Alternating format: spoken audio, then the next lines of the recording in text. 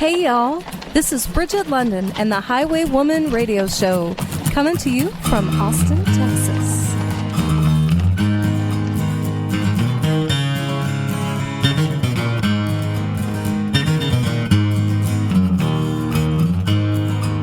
Yes, here she comes, the Highwaywoman. She comes with music for your soul, and then moves along. She moves along.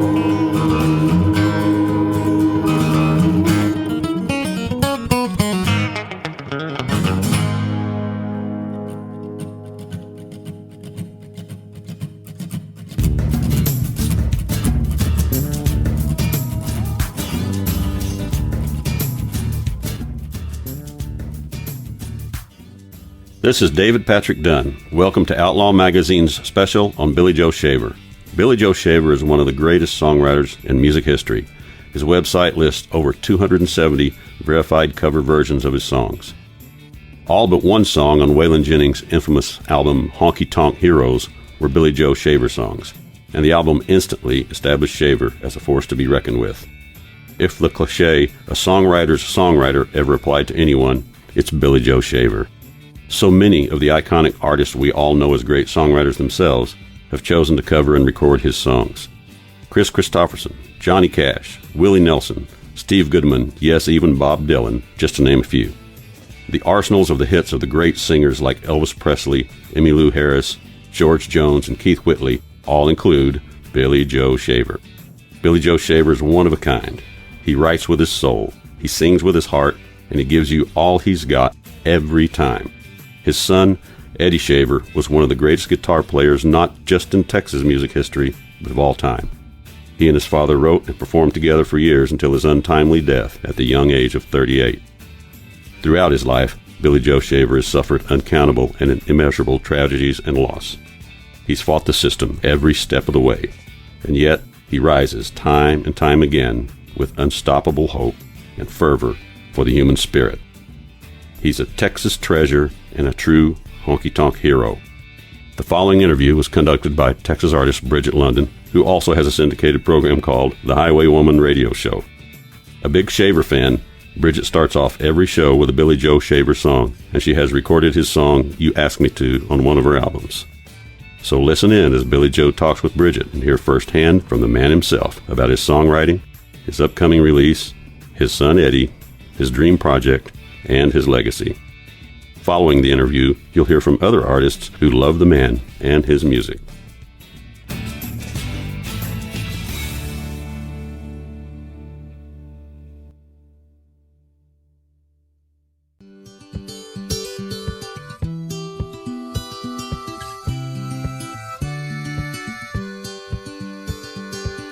I'm gonna live forever.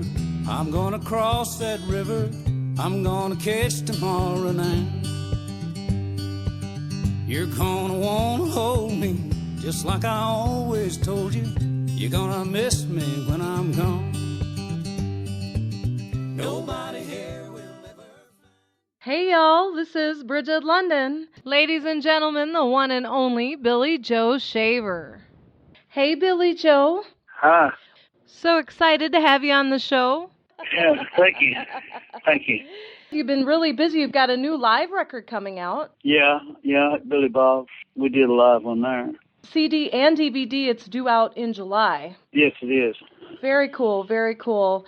Well, let's talk a little bit about, we're going to go back a little bit. Since this is for Outlaw Magazine, our readers are very interested to know lots of folks on there, big fans of yours. And was it Waylon's Honky Tonk Heroes album, doing that whole album of your songs, that you think was that your big introduction into music where people really took notice and said, wow, this man is a tremendous songwriter, let's give him a record deal? That kicked it off, yeah. Actually, Chris Christopherson did one of my tunes on Silver Tongue Devil album before that, and he actually did an album on me. I produced one, but put it in the can for a year, and before it could get out, Monument sold or went bankrupt. I think yeah, they went bankrupt, and and my album did get out, but there wasn't very many songs on there that Waylon did. As a matter of fact, none of them. So my album did get out, but I'd recorded it before Waylon recorded that one. Yeah, Old Five and Dimers Like Me, I mean, just about every song on there has become a classic and has been recorded by so many others along the way. It's pretty amazing that all those songs have stood the test of time the way they have. Do you have a favorite song on there, on that record? I guess it has to be Old Five and Dimers if it was, but I'm still like everybody else. They're just like children, and you love the Bucktooth ones as much as you do the others. So That's right. That's right. You know, one of my favorite recordings of yours, Billy Joe, is actually The Earth Rolls On. I love that record. yeah, that's a good one. Actually, that's the last album that my son played on with me. He passed away, you know. Yeah, and that was the last one that he played on with me. Always known, though we are many worlds apart, I'm still your friend, and friends will always be friends forever. You are the star in my heart. Star in My Heart. Is that about Eddie, Billy Joe? Yeah, yeah. It's more for people that are living now. That it's a tough love song, really, and it's about when you know that someone's going to go buy dope and stuff, and they're hung up real bad. You have to learn how to say no, and it's real hard to do. But hopefully, maybe that song will help. Yeah, I wrote it for myself too. You know, it's just everything I write is kind of in a way.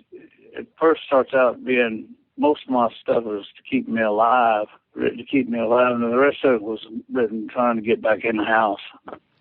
And so it's kind of a self-preservation type thing, you know, and it's kind of pretty much all about me, but it winds up being about just about everybody because everybody seems to be a whole lot like me, and they can relate to whatever it is that I'm going through, and when you go in a movie, you look at a movie and you start kind of weaving your own life into it, and you see parts and things. Oh yeah, I'm not kind of that way. Well, it's that way with my songs. I know that I'm writing.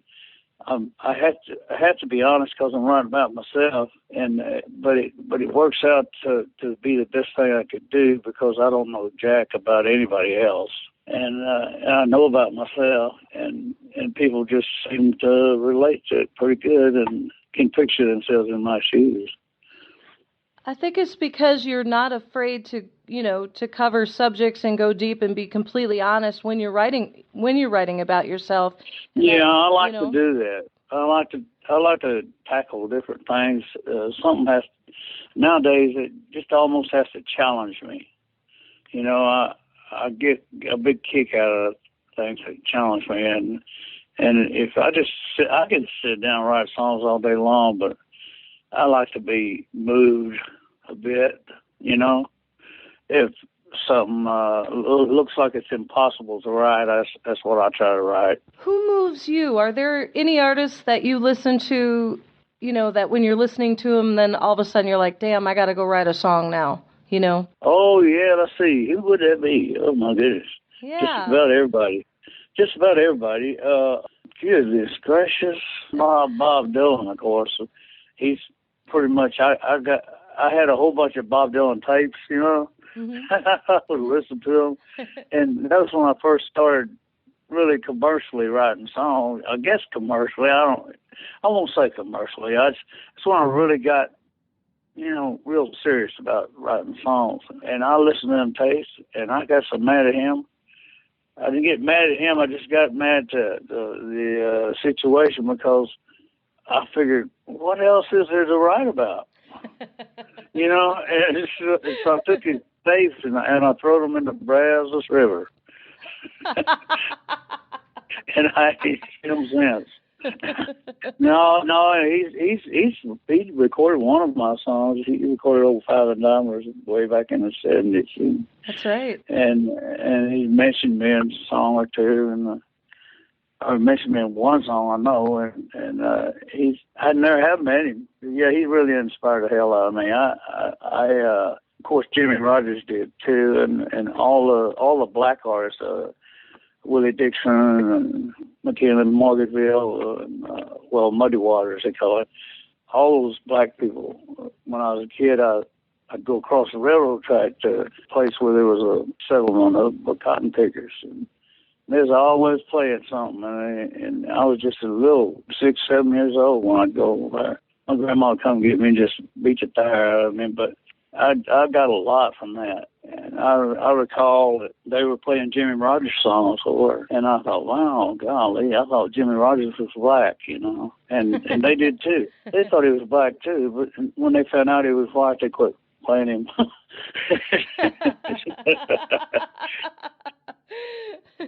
Yeah, always be somebody with a bottleneck, and then they had one porch over there. This lady had a stand-up piano on it. And it was a rocking good time. My childhood was. Grandmother raised me, so I was 12, and I really got a lot out of that. You used music to survive then, started out that way. And Well, yeah, it wasn't just survival. It was just like a blessing. It was a wonderful thing. I sold newspapers on the corner there in Corsicana, Texas, where I was born. When I was about 8, 9 years old, I started, and I'd sing and sell papers too. And it was about a 10-mile walk from where we lived out there. We lived out in the country, but I'd say the country. It's country. It ain't country now, but it was then. Right.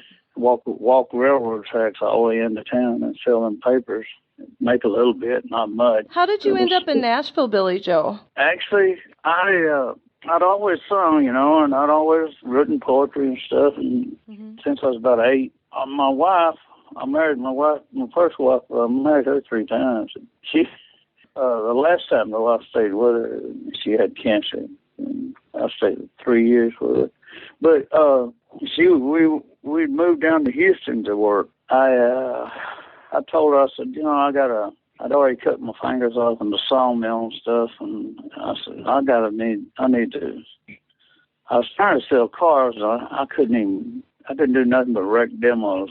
I'd forget people's name before I'd get to the door with them. I had about $10 in my pocket at the time, and I told her, I said, I'm going to Los Angeles and get into the music. And boy, she said, did you, she told me I couldn't do it. She said, you can't do that, Of course, that made me want to do it more. Right. And I was out there on the road, and me and Townsend and used to hang out together, and we'd play up there at the old quarter there in Houston. That's many years back in the early 60s. And actually, I went to Nashville before he did, to tell you the truth. And I went out there to the highway on Highway 10, and that goes right straight on into L.A., and from Houston. And I thought, well, I was trying to get a ride, and it's getting late. And I done made my mind if I was going. And I didn't have nothing but shirt on my back. As it didn't have no insurance or nothing. And I, at the last minute, just before it got real dark, I got over on the other side of the road because I couldn't get a ride. I thought, well, I'll go to Nashville. And I got on the other side of the road, and the first car that came by picked me up, took me all the way to Memphis, and told me he bought me something to eat along the way. It was like a dream. It was like a godsend of some sort because he bought me chili and stuff, and I would have never made it on, I guess. I still had my $10. I kept trying to spend it, I kept trying to get him to let me buy something, and he wouldn't do it. And I got to Memphis, and he said, he's going to let me out on this side of Memphis. And he said, no, you don't need to walk through Memphis at night. And he took me all the way on the other side of Memphis, which is a long way, and set me on the highway to Nashville. And I got past all that other stuff, there's a lot of turns and twists and highway changing and all that stuff. And he got me past that. And when I got out, he gave me another $10. And I said, no, man, I don't want it. And he says, no, he said, there's a fella did this about the same thing for me. Long time ago, and he told me to pass it on. That's what I'm doing. And I said, all right. And I've passed it on several times since, of course. And I went on and went into Nashville, got a ride on a truck that had cantaloupes in it. And then I got into town, everybody called me the Cantaloupe Boy because I was walking around and I smelled like cantaloupes. And I went through a bunch of stuff to, hanging out in the bar and a Tally Ho Tavern and all that stuff. And finally, my big break, I guess, was when I met Bobby Bear in 68, 69, somewhere around there. Mm-hmm. But I'd been there since 66. I mean, solid, because I went up there that time, and then I came back, and then I went back up there again, and got me an old pickup together, and went up there, and the rest of it's just, pure deal luck. Well, the rest is amazing country music history, Billy Joe. I was very lucky, very lucky. When did you decide to come back to Texas? Now, we're very happy that you did, for sure. Yeah, I decided to come back in 84. My wife quit me again, and she came back down here, and I decided, well, I don't know, I had enough of Nashville. And my son Eddie went to work for Dwight Yoakam. He played lead guitar for Dwight Yoakam the first 2 years he came out. That's right. Not too many people know that, but he did a jam-up job because I don't guess he's ever really been out of the state. They just worked California. Little deal there they had, but he had a great album, the first album he came out with, and he went all over the U.S. and Eddie had already been down every road there was to be down. He was the old salt, I guess, So he worked 2 years for him, and then came back down there and started working with me again. And he played with just about everybody. He crawled on stage with the Eagles and the Allman Brothers. And, he's just a really world-class player. That's right. He was, and we love that live album that y'all did together. Yeah, but I think we'd do better than that. He had an album that was going to be released over in Paris, and it was Baptism by Fire. And it was about I don't know how many years it was before the 9/11 thing, and it just almost depicted it completely. But he wouldn't let it out because it had a picture of a guy on there, and French people were so proud of it. They had a guy on there running from the Indians on horseback and looking back and shooting at them. It looked like with a BB gun. I mean, because it looked just like that thing that Red Ryder used to do, Mm-hmm. And he said, I ain't having that. And he wouldn't let them put it out. So they never did put it out. I still got the album. I guess someday somebody will put it out. It's really great. The world would like to hear that. Songs on. Yeah. Yeah, he's got some great songs. I'll scrape up one and I'll send it to you. I would love that. Oh, sure. Yeah. I'll go ahead and send it. Great.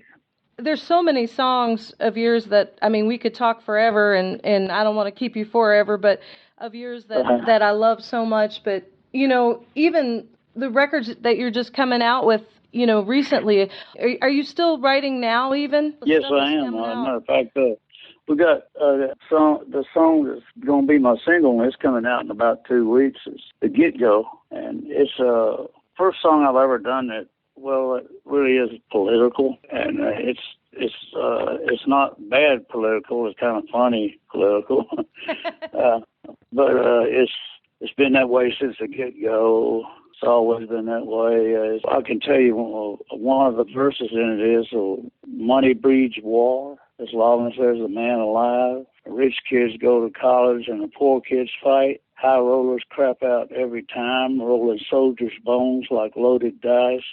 War is the beast that makes every mother cry. It's been that way since the get-go. That's just one of the verses. Wow. It's pretty heavy, but it's just true. Absolutely. It's all true. I don't unless it's true. All I can do is what I think is true, and I look at it long and hard before I write anything about it. So it'll be true. Well, we can't wait for new music from you, Billy Joe. Oh, yeah, I got a bunch of good ones. I got another now. It's called Wacko from Waco. Oh, yes, I play that on the show all the time. Yeah, Willie really likes that. Willie's playing on it with me. Well, he wrote it. He wrote that last part there. That last part about it. Go ahead, Judas, make his day. I know. That's what we love about you, Billy Joe. You can take anything that happens, and there you go. There's your song. Yeah, right there. That was almost like a reporter. That's It was right. like a newspaper reporter on that one. Willie just turned 79 yesterday. I didn't know that. Yes, sir. Oh, Yes, sir. no 79. kidding. That's right. Well, he just texted me just a while ago. It was real funny what he texted me. I can't remember exactly what it was about everything shutting down on his body. I mean, Right. He's still at it. And how long have you known him now, do you think? I've known him since 1953. Wow. That's amazing. Yeah, we live right down the road from each other, right? And he used to work some tonks over there on the old House Highway, the Oasis and Terrace Club. He was my favorite. I'd go see him. I'd skip a rodeo to go see him. Yeah, he was a good one. And I really enjoyed his lyrics more than anything. And time or two, I'd have to drag somebody outside and shut them up. I just wouldn't stand for somebody talking while he was playing. And all these artists that legends in country music, and they all wrote also, but they also chose to record your music as well. And you have now become, gosh, you're one of the last ones standing here, and you're still going strong. I think that's incredible, Billy Joe, really, Well, encouragement helped a lot because I have a reputation that, to keep it up and keep the quality up. Right. And besides that, I don't get awards and things like that. I'm not even in the Country Music Hall of Fame. But the guys, by doing that, the songwriters, the great songwriters, and Chris and Willie and Tom P. Hall and all them, those are my awards. I cherish that more than anything. And I believe that anybody that wins them CMA awards and them Grammys and stuff, they'd probably trade them for what I got. Oh, yeah. Oh, yeah. Easy, because I would. I'd rather have this. I'd rather have what I've got because it just encourages the heck out of you and keeps you up there and keeps your head up. Absolutely, and I know that there's like so many to name, but yeah, there's a bunch of them. Bob Dylan, Bob, and all that bunch, and there's a gang of them. And do you have a favorite? I mean, other than I know you talked about Bob Dylan a lot, and that must have been such a great Chris Christopherson, I really like him a lot. Oh yeah, he did Christian Soldier on that Silver Tongue Devil album, about as good as it gets, I guess. That's right. What are your plans for this year coming up? Now, you said you're releasing a new single, plus is that from the live album, or is that another studio? Yeah, it's actually from the live album. And we're going to be going up in Montana and places there and going to get really busy. And then we're going to hit the West Coast. So it's good to hit that because it sells a lot of records. I got a lot of friends out there that are in the movies and stuff. Yeah, accumulated a lot of friends. And most of them are guys that started out in music. Billy Bob Thornton, he started out in music. He started out playing, and there's a bunch of them that started out playing. So that makes them better actors, I think, because there's nights that you have a bad night, and sounds bad and everything's bad, but you gotta act like it's good because them people didn't pay money to come in there and see you do a bad show. So you have to do quite a bit of acting, or if you're an entertainer, because the people just don't want to see you have a bad show. You don't want to get up there and bitch and raise hell about the sound. I've seen people do it and people walk out, and it's not right for you to do that because they paid money to get in there. And if you have to do a little acting, then you get past it somehow. You find something good in it and have a laugh and get on through it, and then people get their money's worth. Amen. And you've done a lot of acting yourself. Now, you acted with Robert Duvall with The Apostle. Is that when you all met, or did you meet before that? Mm-hmm. And we'd met before that, long time before that, because he was a big fan of mine because of the Honky Tonk Heroes album. He came up one night when he was doing Lonesome Dove there. He did some of it out there in Austin, somewhere out there. And he and his whole film crew came to this festival. I think it was South by Southwest or something. I don't know what it was, but but it's a big deal there in Austin. And I was playing at Anton's Blues Club, and Clifford Anton had me. He called a guy that booked me, and they called me and said, well, Clifford said he didn't want that cowboy in there playing music in his blues club. And they tried to convince him that I was a little different from that, and they couldn't do it. But Robert Duvall called up and said, because they'd already put my name up there. And Robert Duvall called up and told Clifford that at 11 o'clock he wanted me up there and my band and all that. And he wanted all these seats and stuff. And Clifford didn't have the heart to tell him that he'd run me off. So he called me up and gets me back up there. And when Eddie was warming up with his Marshall, he had Marshall had peeled paint. He'd actually peel paint with that thing, and it's so loud. And Clifford heard it, and he just came up there on stage and sat down on that Marshall all night long. And he fell in love with Eddie, and he fell in love with Eddie's playing. Him and Eddie, as a matter of fact, he was Eddie's manager when Eddie passed away. And they were just fixing to put out an album, man. It was a good one too. Man. And that's just the way things go, It's just. It is, and you've you've been through so much, and yet your resilience, I think, is inspiring to others, Billy Joe. So when you are writing about all of these experiences and things that you go through, you're resonating with so many people, and to know that you're reaching and connecting with people, every single day, Yeah, it's a blessing, and it occurs in a way because you get reminded of it every day. But I wake up every day thinking about that. And I don't think you're supposed to forget it, because it's not natural for a kid to go before the parent, and it's just very unnatural, and you never forget it.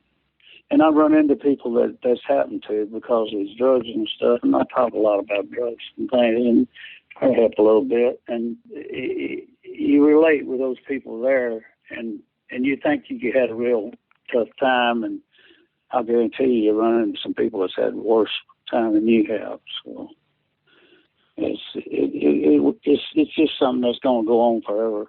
So you might as well get used to it. Oh, he's a great songwriter, man. You're going to find out. He's really good. But he's rock and roll, Oh yeah, that's great. He's rock and roll. Beavis and Butthead was Hillbilly Headbanger was heavy metal honky tonk. Well, at least they didn't slam us, I tell you today, just one guy, Beavis and Butthead, but at least he didn't slam us. A couple of listeners wanted me to ask you, how did the Squidbillies come about? Oh, God almighty. You know what? I have no idea. I don't even remember. All I remember is I wound up in a church out there on 51st Street in Austin, Texas, in a recording studio in the church. And that's where we did the first one. And I did the theme song to the darn thing. And I didn't even know what I was doing. I just did something for somebody that asked somebody that knew somebody that asked somebody if I would do it. And I said, yeah, I'll do it. And it turned out to be the meanest song I've ever seen in my life, I swear. Going around shooting everybody. And I was kind of worried about it. I thought, golly, I had no idea this is going to turn into this. There's kids though that come up and try to get me to do it, and I ain't about to. If I get started doing that, I'll never quit.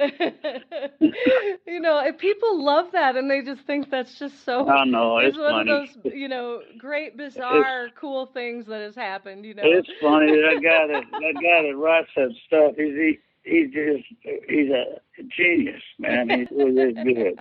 He's funny. The whole bunch, and they're all nice people, and they're really good folks. They don't pay a lot anyway, but they're pretty decent, Hey, cinema done, yeah. That's right. Billy Joe, with all of the amazing things that you've done throughout your career and people you've worked with or and toured with and such, is there anybody that you still have on your bucket list that you would like to either record with or perform with or have record one of your songs? I mean, you pretty much had it done by all the greats, really. Yeah, I'd really like for Bob Dylan to sing backup for me, because I don't think he can actually understand him. Good enough to sing a duet with me. Bless his heart.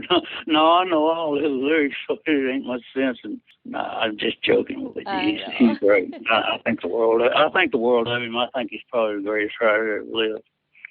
If it ain't Chris Christopherson, if it ain't Willie Nelson, I don't know if it ain't. Good Lord, there's a whole string of them. The Boss. Right. Oh yeah, I like him, man. Yeah. Yeah. I'd like to write a song with that guy. What's his name now? I can't remember. Bruce Springsteen. Yeah, Bruce Springsteen. Because I got a song that I think he'd be interested in, because I saw an interview with him and he was talking about it, and I got an idea. I got a handle on it, and it might have got by him because it's too simple. It's real simple what he's trying to say, and I'd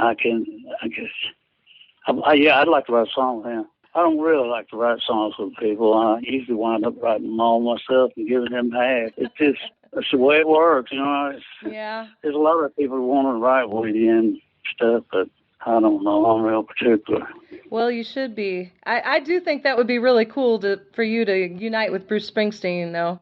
Oh yeah, for one song. That's all I want. One song. That's right. It's that one song that I think he'd be interested in, because it seems like it might be impossible to write. I think he does that. I think he attacks things that seem to be impossible.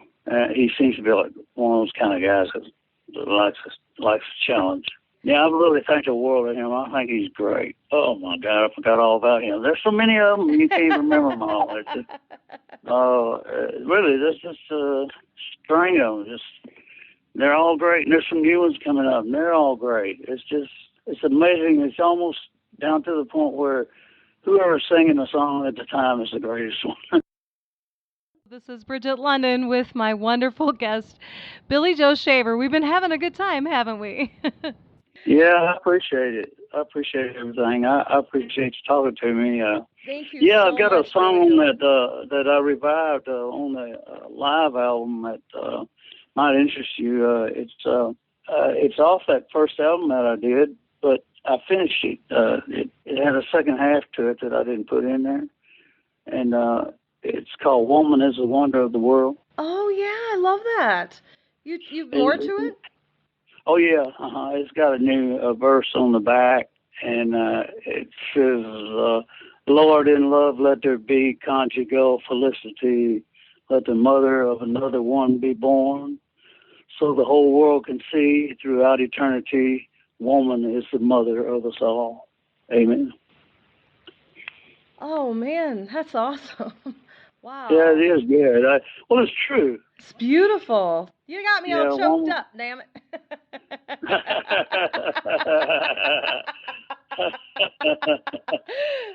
Let me see. Let me get it. Oh, we love you so much, Billy Joe. I really hope you feel it. I hope you feel it. Love you too. Thank you, honey.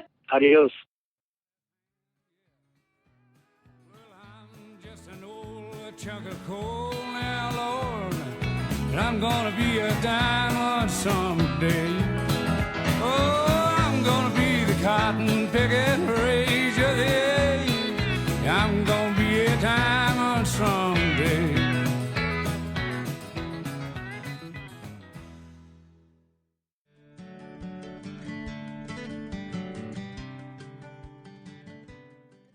Hi, my name is Mandy Marie Luke, and I'd like to talk to you about my song, Now He's Gone. I like to say that I'm the biggest Billy Joe Shaver fan in the whole world, and I had the honor of selling merchandise for him for a bit, and that included kind of traveling around and hanging out with him and holding his Red Bull while he was selling merch and meeting his fans and that kind of thing. And through that, I got to know him and hear some personal stories, and I got to ask him a lot of questions. And one day he told me a story about his mom and his relationship with his dad, and a really personal, touching story, and it totally moved me. Everything about it was just shocking and moving. And I kind of wrote the song, Now He's Gone, in my head quickly. And it just came out, I'm proud of it. I'm really happy with it. I don't know if Billy Joe's ever heard it, but it means a lot to me. It's one of my favorite songs that I've written just because it's just one of those things that you write from your heart rather than your brain. Just kind of takes over and just all comes out. I hope you guys like it.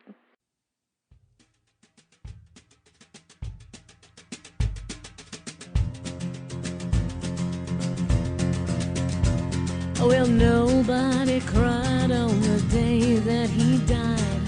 I sat all alone with no tears in my eyes. I never called him dad, he was never much of one. He never wanted a daughter, and he never wanted a son.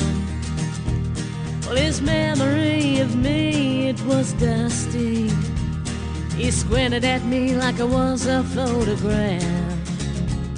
And he never wanted me, so I never wanted him. I just always thought we'd look back and laugh. But now he's gone. And my mama said she loved him, but I know she never did. How can you love someone as awful as him? He beat her close to death, and then he left her there for dead. And I was the child that was never supposed to live. Well, his memory of me, it was dusty. He squinted at me like I was a photograph. And he never wanted me, so I never wanted him. I just always thought we'd look back and laugh. But now he's gone. Oh, well, nobody cried on the day that he died. I sat all alone with no tears in my eyes.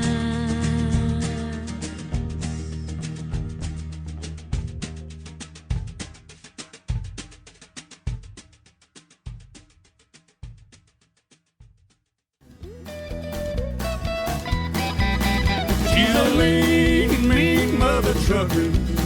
She got truck driving in her soul. She's a lean, mean mother trucking machine.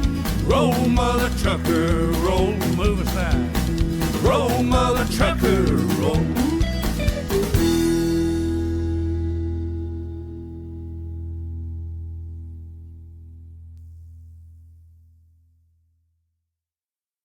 Hello, this is Dr. G of Dr. G and the Mudcats. I first became familiar with Billy Joe Shaver's music. Actually, I was living in Missouri at the time, so I wasn't a Texan. But his songs creeped up this way. And, of course, at that time, the progressive country was on the rise there in Texas, with Austin as a kind of musical center of gravity. And Waylon had just put out Honky Tonk Heroes, which I thought was just a great album. And it had a lot of Billy Joe songs on there. And I had been listening to Christopherson and Tom T. Hall and Waylon and Willie in that time in the early 70s. And then I began to hear him mention Billy Joe Shaver. And I heard the songs on the Honky Tonk Heroes, Old Five and Dimers, and, of course, the title cut. And just fell in love with his music. And even though there weren't too many of us up here in Missouri at the time that were listening to Billy Joe, I didn't let that bother me. I think the qualities that I particularly appreciate and admire in Billy Joe's songs are first of all, the soulfulness and the simplicity of his writing, the feelings in his songs, and I think fans of Billy Joe, they know that his songs can carve you up emotionally and take you on a life's journey, and like life is for all of us, it's often filled with tragedy and comedy and spirituality, and his songs can take you on a kind of a full circle of a life's journey. I think one of the reasons that I like Billy Joe so much is that I grew up. Our roots were kind of similar in a way. I grew up, spent a lot of time in religious revival meetings, and I always particularly enjoyed the way Billy Joe can, in his live shows, can just take you back and forth from church to juke joint, and he does it, in a split second, and he does it so skillfully. You can close your eyes in the middle of one of these songs, and it takes you back to a campground meeting somewhere that you went to when I was a kid. You think you're in church and preaching fire and brimstone, and then the next second you open your eyes and, he's singing something like that. That's what she said last night. And so I've always admired that ability. Very, very few performers can have that kind of ability to do that. But I think Billy Joe is pure and honest as it gets. A real poet, the real deal, and I think that's especially important in a world full of posers, not only in music but in other areas. Billy Joe, is what you see is what you get in Billy Joe. I'll never forget probably the concert of his that stands out the most in my mind was a concert he did shortly after Eddie's death. I believe it was in late January or early February after Eddie had died at New Year's Eve, and he came to do a show. I think Kinky was trying to get him out and make sure that he kept busy, and they did this show together at Cheatham Street. Of course, the place was packed, and there was a lot of anticipation as we waited for Billy Joe to come out and do the first song. And a lot of heavy hearts in the place because many people there knew him and also knew Eddie, and a lot of the musicians that played with Eddie, and so I'll never forget it. It was one of the most electrifying moments, and it still sends chills down my spine when I think about that moment when he came out at the very beginning and a cappella sang "Star in My Heart," and I mean, you could have heard a pin drop. And I could not believe that he was able to do that. And of course, it was just packed with pure emotion. And when he finished, he said Eddie went on to a better gig, and then he went right on into the show, and it was just a great show. And I guess my other one of my other favorite memories of seeing one of his shows, and it also was there at Cheatham Street Warehouse in San Marcos.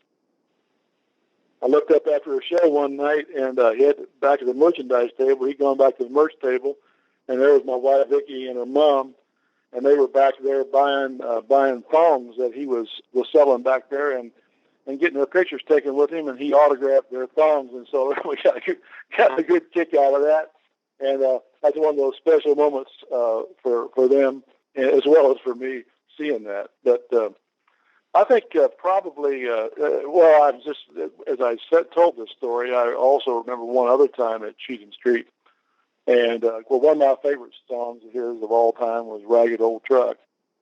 And one night he was there, good crowd, and Ken Finley there at Cheatham Street, he was over behind the soundboard, and at that time you had the soundboard over to the left as you approached the stage. And Kent was over there eating a bag of popcorn. Of course, he just absolutely loves Billy Joe's music. And I looked up over there, and Billy Joe sang Ragged Old Truck, and Kent Finley has got popcorn in his mouth, and he's spitting it out as he's clapping at the end of the song, trying to whistle when the popcorn was just flying out. But that gives you an idea of the kind of show that that Billy Joe kind of performance he gives. He gives you everything. Like I said, 1 minute you think you're in church, the next minute you're in a honky tonk. He can be down on his knees, and you think that you're at the altar in a revival meeting someplace, and the next minute he's up singing about Black Rose or some other of his great honky tonk songs. But I think Billy Joe, in my opinion, is a true Texas treasure. He has a presence that I think is when he walks into a honky tonk. I've never met Tony Joe White, but I understand he has a similar kind of presence that when Billy Joe walks in, you can feel it. And so I think Billy Joe is a true Texas treasure.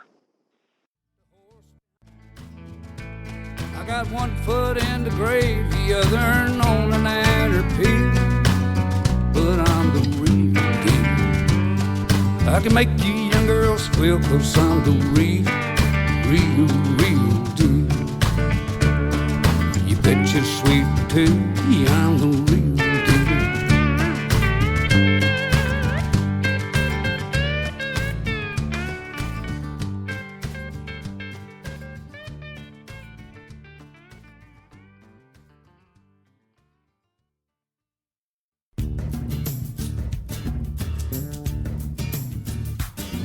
This special was produced by Brigitte London and brought to you by OutlawMagazine.com.